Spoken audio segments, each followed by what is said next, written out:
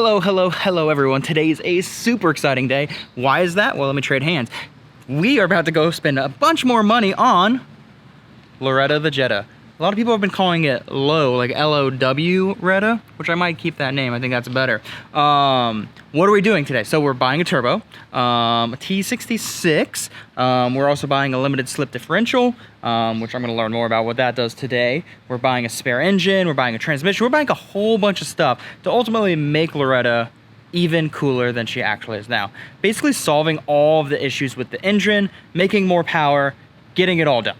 Really excited for this. Led, you guys know Led from previous episodes, he and I are going to drive up to Sturgis, Michigan, where this gentleman lives. He's got a few Volkswagens, so I'm really excited to see what he has, because he's stripping one of his cars and taking all the turbo parts off for us right now.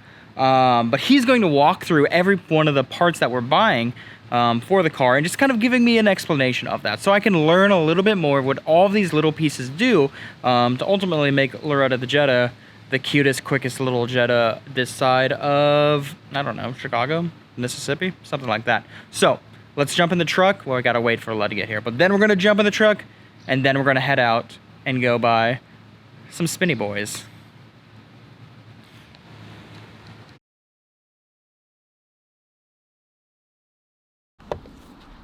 All right, fun story. We already recorded all of this and the GoPro didn't collect any of it, so that's really cool. So now we're going to start at the top of the list, and Led is going to help us answer everything that I don't know what it means. Question number one. Now I'm just going to blast through them.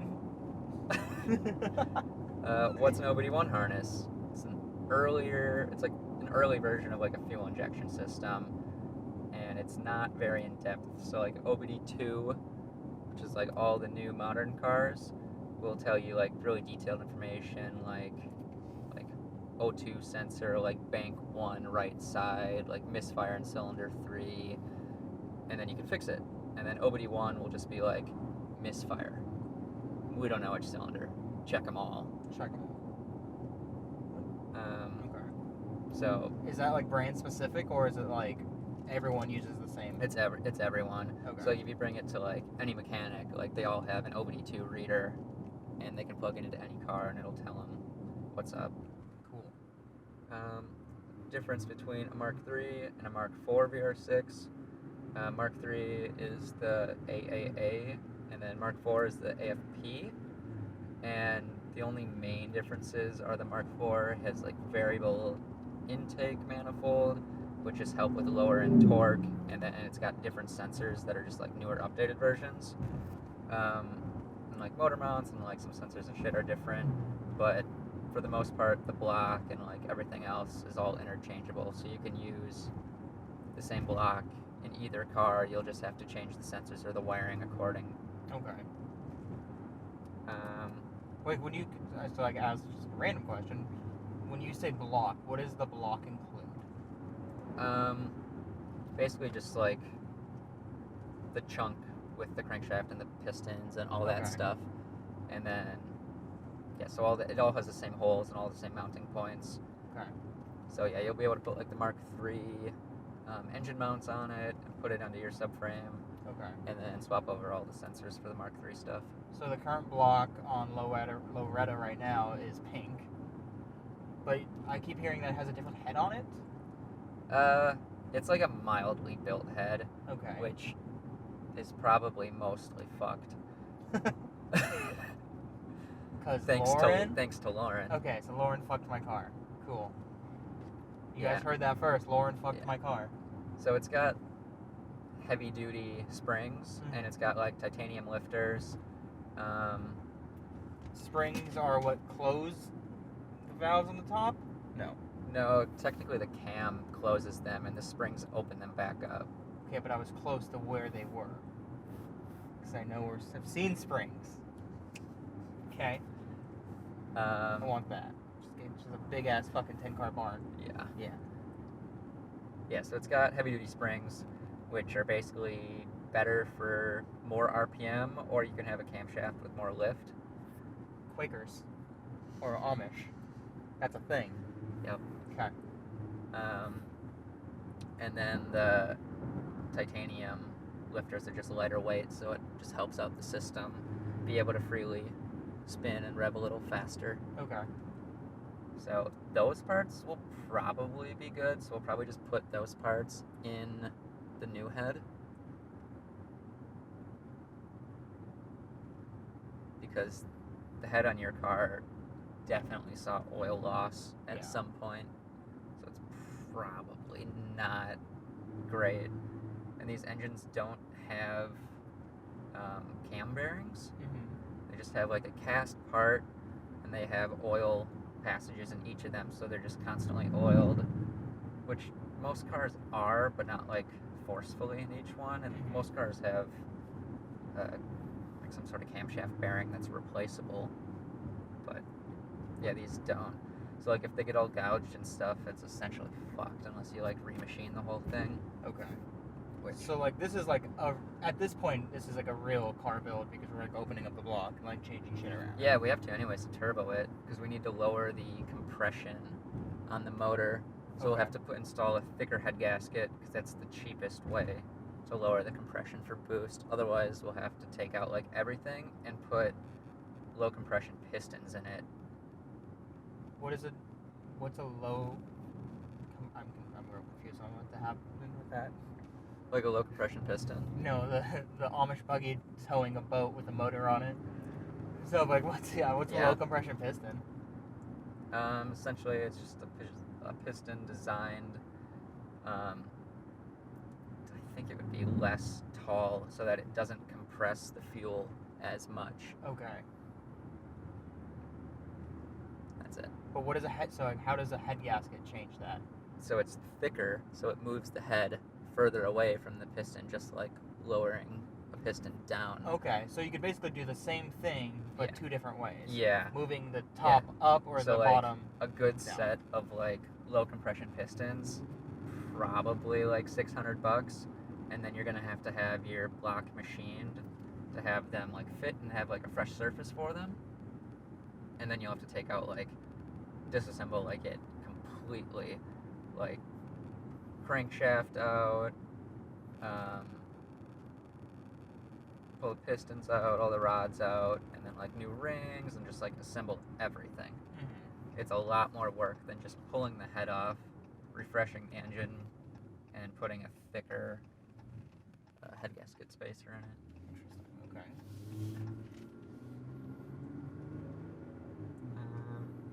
What's an adjustable fuel pressure regulator? Most like stock cars, they just like figure out what pressure it needs and then it just supplies that all the time. An adjustable one allows you to turn it up so that it's got like more fuel supply when the turbo kicks in and needs it. So it doesn't, like your fuel pressure won't ever drop. An adjustable one just is adjustable depending on how much boost and how much fuel you need. Okay. And that's the thing that so we're gonna like manually adjust that on the engine, or is that gonna be like It'll be like inside the engine bay. Okay. Because you don't want to bump it or like have somebody like, what's this? And like fuck with it. Like something I would probably do. Okay. Yeah. More fuel means more power.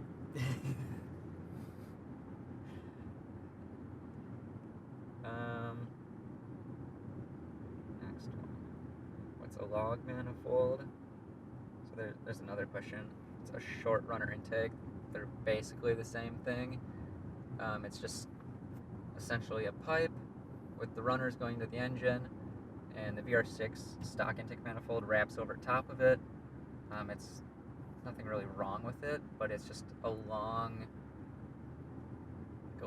passage for the air to go into the engine, and it's the short runner is just a bit more efficient. It cleans up the engine bay, makes room for other stuff, and it's just easier to route the turbo piping that way. So where does it actually, like, I'm looking at it from like the hood's up, I'm standing above it, where does this go? On the Vr6 it'll be like right in front. Okay.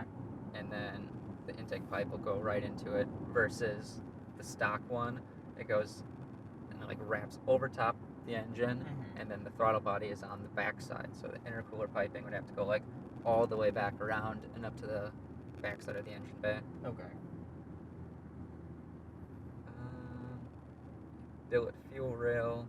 It's basically just a beauty piece. Be like a nicely machined fuel rail. It might have bigger passageways to hold more fuel, which might help, but for the most part, a billet fuel rail is just kind of a beauty part. Yeah. Is there a ranking of turbo brands?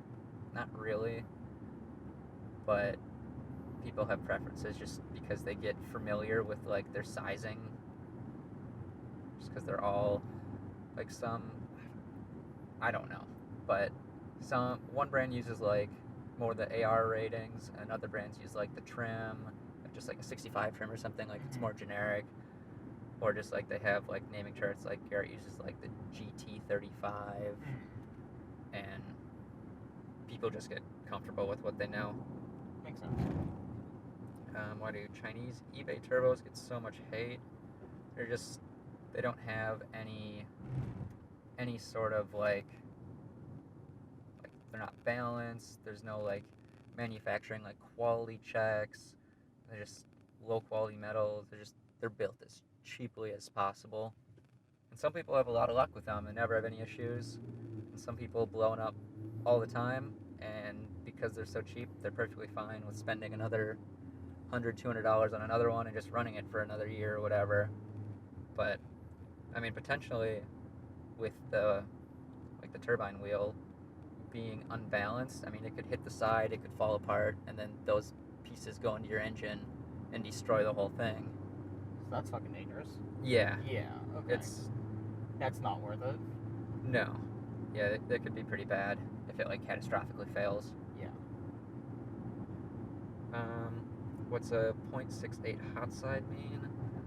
That's the AR ratio on a turbo. It's like the ratio of the opening, like right below the compressor wheel. It's basically the bigger the size, the more air it will be able to flow, but the smaller the size, the quicker it'll spool. Okay. T4 flange on a turbo. Basically a T4 flange. There's T3 and T4, and the T4 is just bigger of the two, so you'll be able to flow more exhaust gases.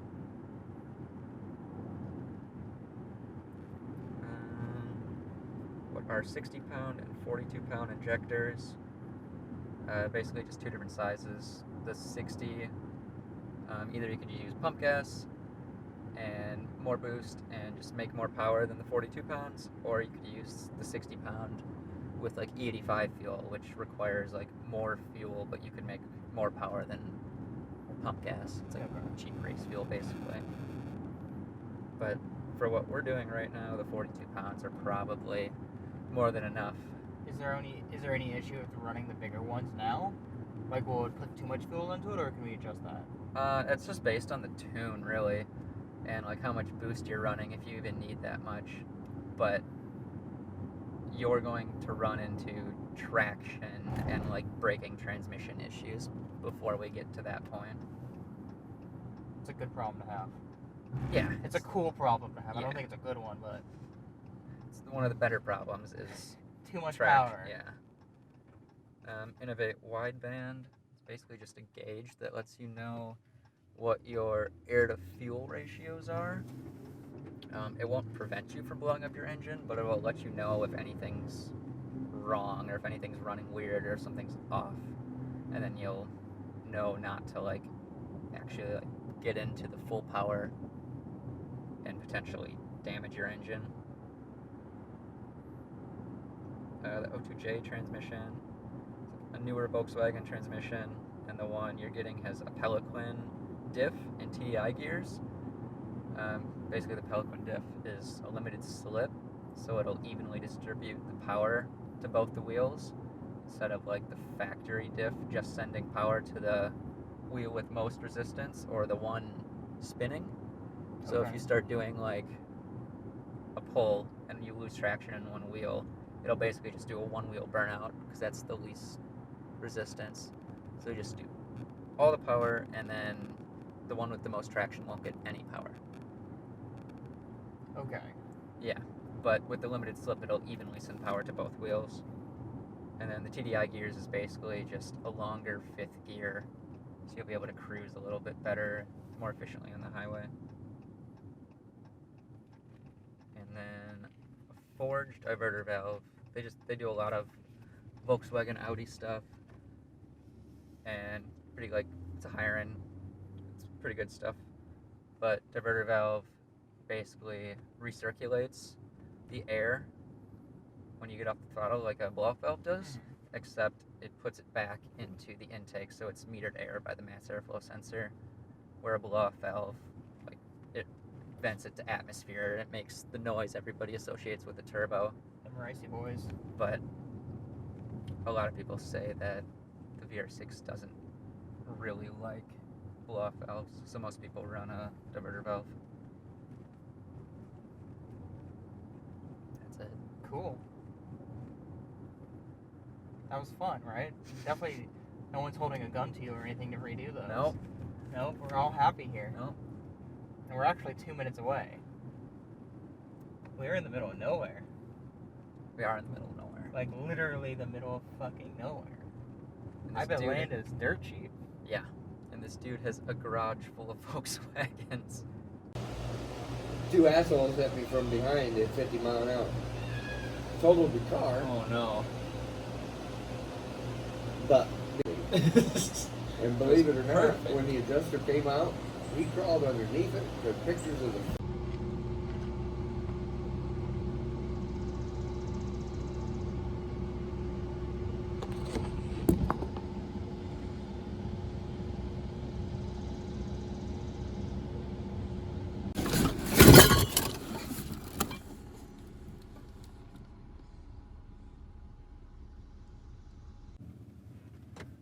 Alright, so, clap, and everything synced, cool.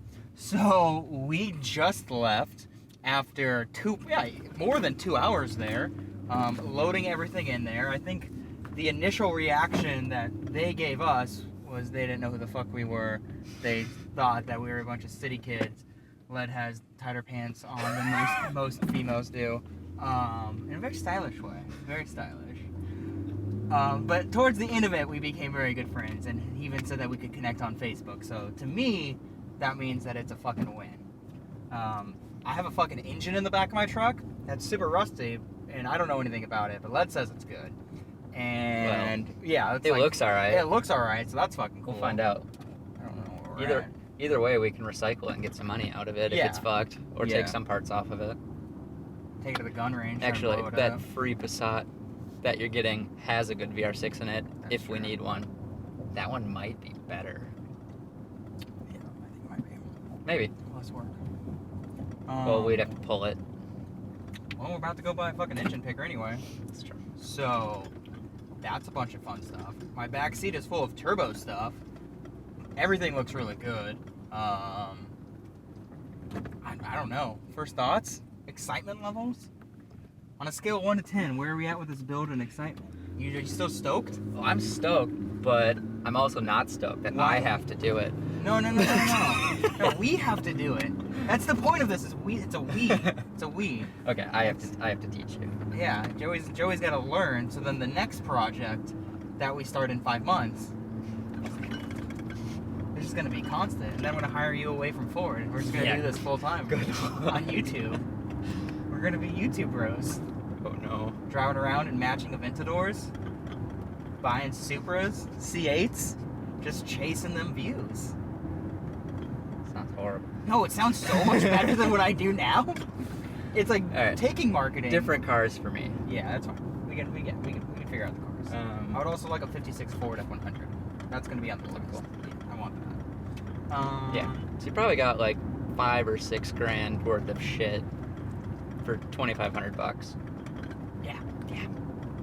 So far we have 2,500 in for turbo, engine, transmission, diff. 1,500 for the car. 300 in random shit. Yeah, we're still doing pretty good on this. Knowing that if need be tomorrow, I could probably sell everything for exactly what I paid, if not more. At least, yeah. Yeah. But Led was telling me on the drive out here, he was doing research on how much a Vr6 engine with this turbo is going to make. And I was expecting like 225, 250. That's what I was honestly hoping for. And I was like, if I could break 250, I feel like that'd be a pretty quick Jetta. How much can it make? Probably like reliably around 400. 400 fucking horsepower. That's more horsepower than in this truck. Think about that. What's this truck weigh? Like, Oh, like 50. yeah, like 5,000, 6,000 50, pounds. 6,000? Yeah. Yeah. Yeah. And the Jetta's like sub 2,500. Yeah. And it could probably be sub 2,400 if I lose weight. So, like, I'm supposed to say I look good. God damn it. You look.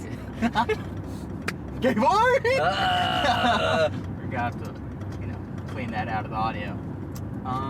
But yeah, that's it right now. We're heading back to Detroit.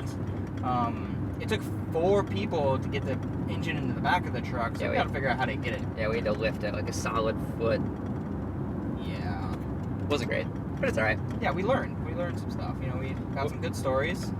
And no, what was the guy saying? That between him and his dad, who lives right next door, they both have Volkswagen tattoos, which is cool. That's Joey's next step. Nope. They've had like 130 Volkswagens over the years, and he's sold cars to VW North America for museums and for commercials. Like, he just goes around and just finds barn finds that are like really low mile, like pristine examples that should not be that good. Yeah. Like, they were affordable cars meant to be used, and somebody just like stored it away and like preserved it. It's crazy. Yeah, don't worry about that, guys. LowRetta's gonna get fucking abused. Just like always. Yeah. She's gonna see some autocross events. I want to take her to the drag strip. Oh no. Yeah, why not? The trans is gonna get blown Do you up. think I could hit do you think I could do a 12-second pass? I have no idea. I'm gonna try to go for a 12-second pass. But like, that's not gonna be the point of this, because I think drag's kind of lame. Or at least And it's the wrong car to do it in. Yeah, but It'd be fun that's just what to makes like it cool. it'd be fun to fuck around with it. Yeah. Just take it to all the races. Might as well. Yeah. Jetta can do it all. I guess that's the question, right? It's not Miata, it's Jetta. Jetta for all the answers. Now we're just rambling, but I guess YouTube likes that, so fuck it. I think we're done right now, guys. Thank you so much for watching this video. Next video, we're gonna unload everything. A bunch of Amish people, really cool. I don't think they're Amish. I think they're Mennonites, because they're on tractors I have no and idea. machines. We're in the boonies, straight fucking boonies. But that's it now, guys. Thank you so much for watching. Okay, bye. GoPro, stop recording.